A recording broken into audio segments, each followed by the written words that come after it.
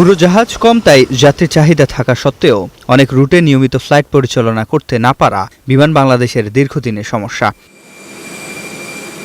এই সংকট কাটাতে চলছে নানা পরিকল্পনা। ৩০ এপ্রিলের মধ্যে বোয়িং থেকে ১৪টি নতুন উড়োজাহাজ কেনার সিদ্ধান্ত চূড়ান্ত করবে সরকার।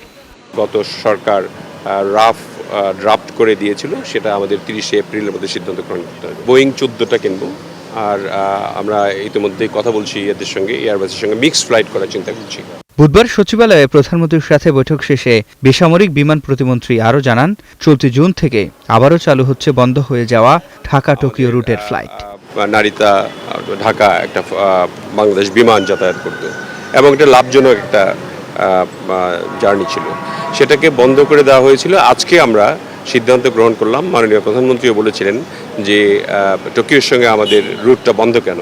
তো আমরা পর্যালোচনা করে দেখলাম যে বন্ধ অন্য কারণে করা হয়েছিল, সেটা নাই বর্ণনা করলাম।